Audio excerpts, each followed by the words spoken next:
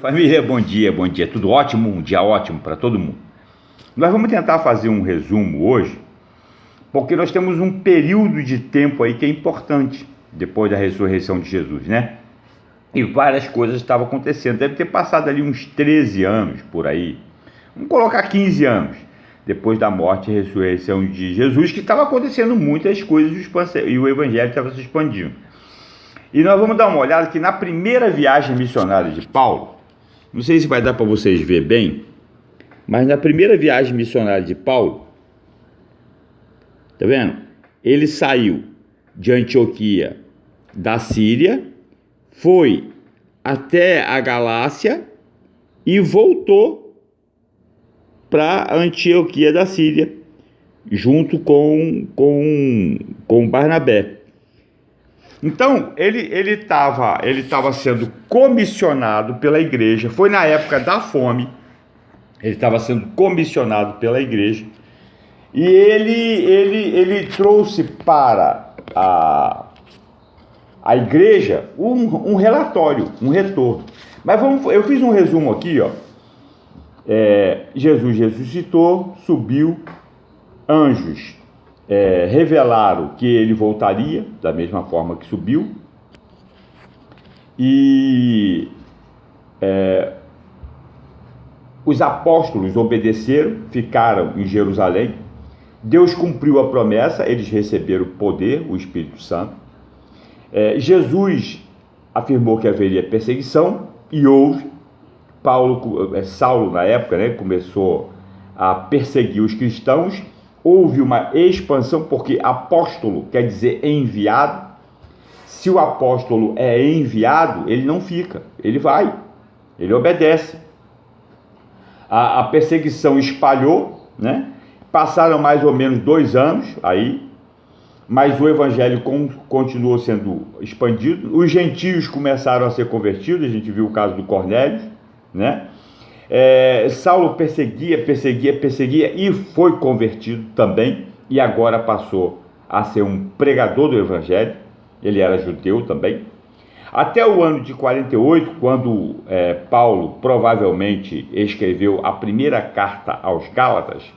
Os historiadores colocam nessa faixa, porque Herodes tinha morrido no ano 44, e aí eles fazem lá esses cálculos, né? E pesquisas também que são feitas por arqueólogos. Então eles têm mais ou menos essas datas, eles conseguem essas datas, eu não sei. Bom, mas mais ou menos passaram o quê? 13 anos, né? Até Paulo escrever a primeira carta aos Gálatas. Mas para ele escrever, ele já deveria ter tido passado por lá, na Galácia. Foi o que aconteceu. Ele saiu de Antioquia da Síria, pregando o evangelho, foi até a Galácia, e agora no capítulo 14 ele está em Icônio, que ele fez um milagre, né? E aquele aleijado de nascença levantou e saiu andando. Queriam oferecer sacrifícios para ele, depois apedrejaram ele, porque sempre havia um grupo de judeus que vinha atrás. João escreveu sobre isso, né? João até escreveu, inclusive, que uns até não estavam recebendo, porque a hospitalidade era o grande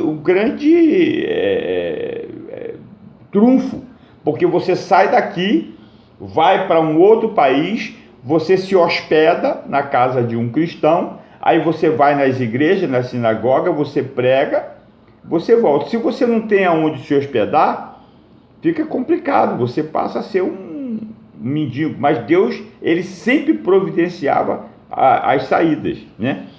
E Paulo fez, junto com Barnabé, visitas por causa da fome, que eles foram comissionados pela igreja.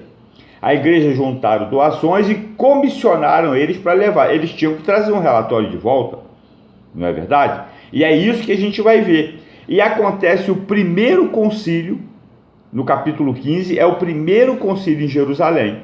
E aí nós vamos ver claramente que existe já dentro da igreja essa corrente dos judeus que ainda estavam presos ao passado, né, aos sacrifícios, a circuncisão e a lei de Moisés. E Paulo já não está mais preso à circuncisão, porque ele fala que não precisa mais sacrifício. Foi feita uma nova aliança, e essa nova aliança é com Jesus, o Filho de Deus, que morreu, ressuscitou e subiu aos céus. E é isso que é pregado, e que ele vai voltar. Só que estava demorando a Jesus voltar, as pessoas vão perdendo o ânimo. Não é verdade? As pessoas vão perdendo o ânimo, vão ficando desacreditadas.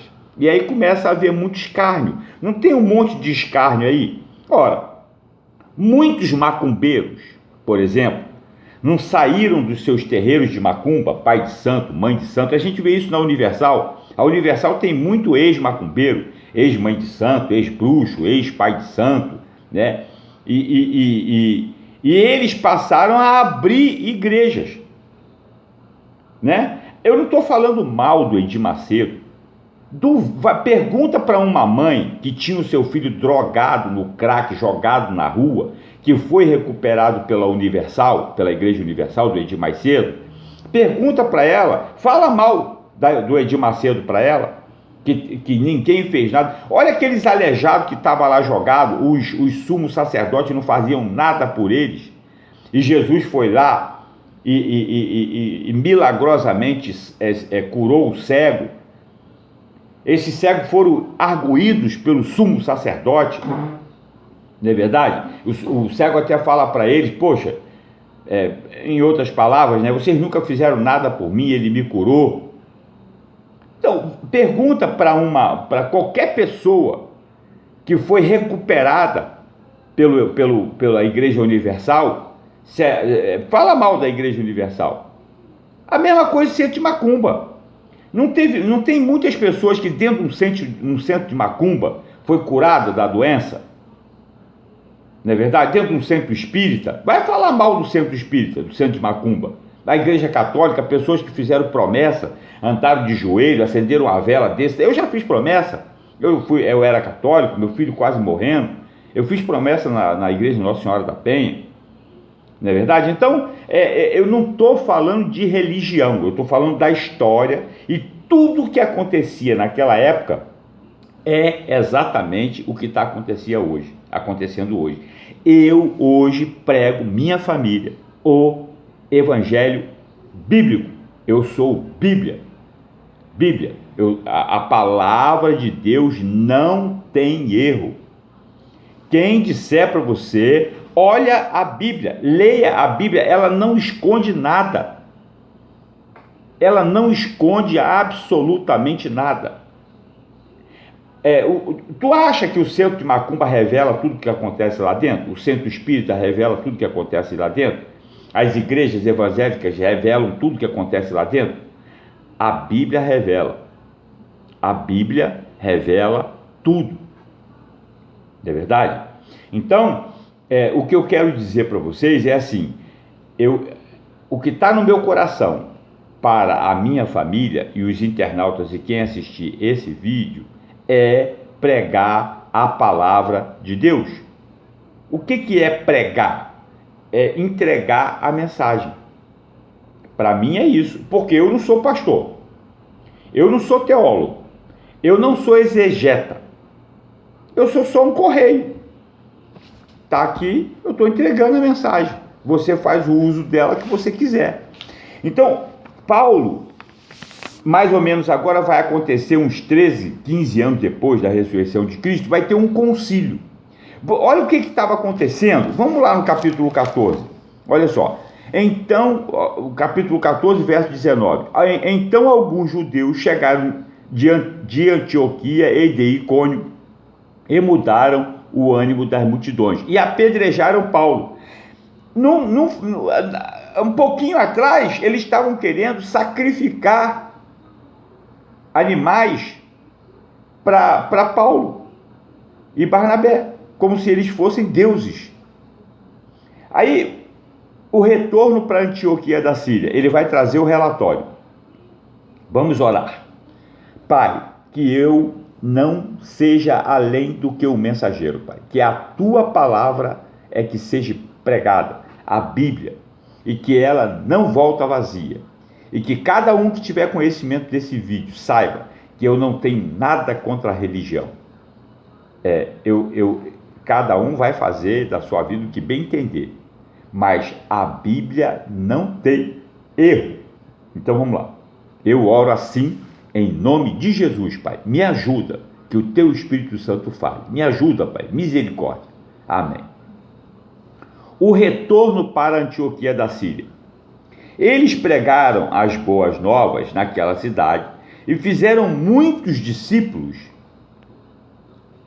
Então voltaram para Listra, Icônio e Antioquia. Aonde ele está falando que eles pregaram e fizeram muitos discípulos, foi por quê? Porque eles saíram da Antioquia da Psídia, lá na Galácia, foram para Icônio, Listra e Derbe.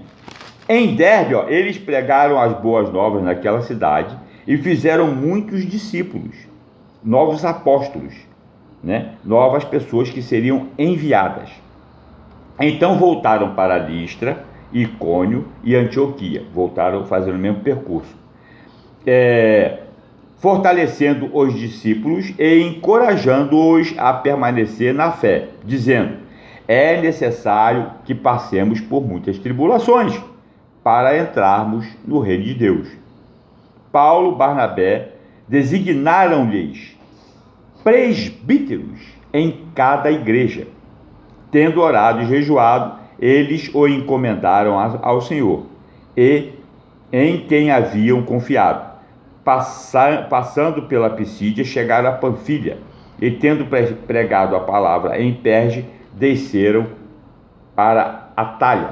Olha só, eles passaram e designaram presbíteros, que eram as pessoas que ficariam responsáveis pelos dízimos. Aí é que está o problema, porque muitas pessoas se corromperam por causa do dinheiro, porque os dízimos vinham chegando. Os dízimos eram para que não faltasse mantimento na casa do Senhor, que as viúvas pudessem ter as suas vidas confortáveis, né, sem precisar passar necessidade, que elas passavam uma necessidade muito grande, e para julgar no sentido bom da palavra, colocar no altar do Senhor os atritos que estivessem acontecendo dentro da palavra e não dentro da cabeça de cada um. Muitos passaram a agir de acordo com a sua cabeça e não de acordo com a palavra de Deus. É o que a gente está vendo aí. Políticos sendo achincalhados, políticos evangélicos, cristãos, sendo achincalhados na televisão porque se corromperam por causa do dinheiro. Naquela época era a mesma coisa. E você acha que o povo lá não via que eles estavam enriquecendo? Nenhum dos apóstolos verdadeiros enriqueceu, porque eles recebiam e doavam. É um canal de bênção. Você está embaixo da unção do Espírito Santo. Você está sendo mentalizado. O seu mentor espiritual é o Espírito Santo. Você recebe a bênção e dá a bênção. Você recebe a bênção e distribui a bênção. É isso que Deus quer. Simples. Não é você reter a bênção.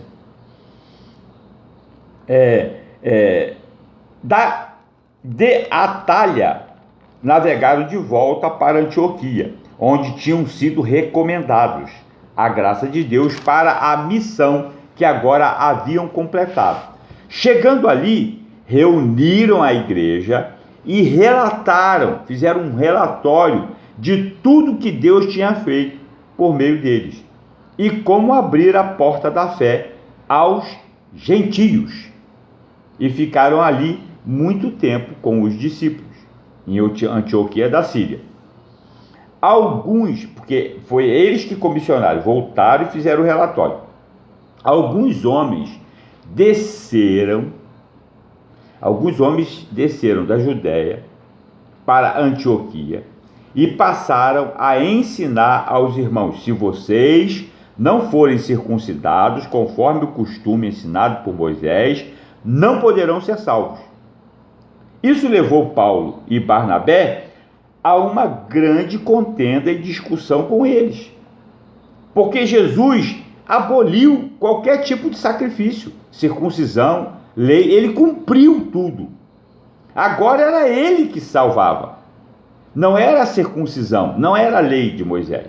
Então, assim Paulo e Barnabé foram designados pela igreja, junto com outros, para irem a Jerusalém, tratar desta questão com os apóstolos e com os presbíteros, sobre a circuncisão, porque eles estavam querendo obrigar a todos aqueles que se convertessem ao cristianismo, vamos dizer assim, a serem circuncidados.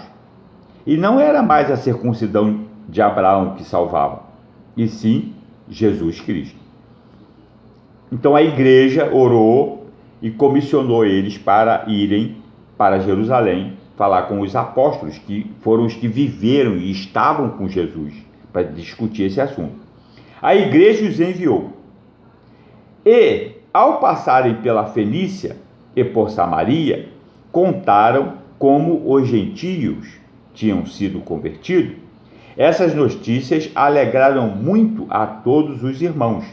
Chegando a Jerusalém, foram bem recebidos pela igreja, pelos apóstolos e pelos presbíteros, a quem relataram tudo o que Deus tinha feito por meio deles. Fizeram um relatório. Família, pela fé, Deus purificou corações e purifica até os dias de hoje. Você tem fé? Família, preste atenção, olha só. O primeiro concílio, esse primeiro concílio, é por causa de uma divergência de interpretação da palavra de Deus. O que nós vemos hoje em dia é uma deturpação da palavra de Deus. Leiam a Bíblia, sabe?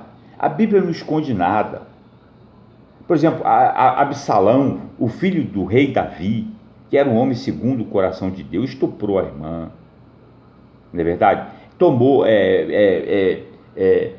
Ele fez uma conspiração contra o pai dele, destronou o pai dele, tomou a mulher dos Harém, as mulheres de Davi, deitou com elas. Você quer ver uma outra coisa? O filho de Jacó, deitou com uma das mulheres de Jacó, Rubens, né? A Bíblia não esconde. Os filhos de Eli, que era o sumo sacerdote, eles corrompiam, eles pegavam as oferendas, sabe? Não tem nada de diferente de hoje. Não sigam homens. Os homens são falhos e pecadores. Não deixa que ninguém desvie o alvo de vocês, família. É Jesus. Não interessa se o padre é homossexual, se ele é ladrão, não interessa se o Papa... teve um que renunciou aí, tem um vídeo aí que você vê os próprios arcebispos viravam as costas para o Papa, não apertava a mão do Papa, tem um vídeo aí na internet aí, eles virando as costas para o Papa, aquele que renunciou. Aí tem esse aí que é bacana, é legal, todo mundo gosta, é um homem pecador. Quando ele vai falar com as pessoas, eu gostei, porque ele falou assim: eu estou aqui não como Papa, mas eu estou aqui como um pecador igual você, lá no presídio, na cadeia, e é isso aí mesmo. Mas eu não vou me iludir por ele não, porque ele também pode ser corrompido, ele também pode tomar decisões erradas, ele é humano. O nosso alvo é Deus. Agora, tem as pessoas, tem mãe de santo que é muito boa, mas tem mãe de santo que não vale nada. Vai fazer a cabeça... Eu já tive amigos meus que eram homens, foram fazer negócio de santo e viraram homossexual porque mexeram lá errado na cabeça, botou uma cigana de frente Isso é muito complicado. Aí as pessoas ficam se metendo em muita confusão, depois dói do cabeção.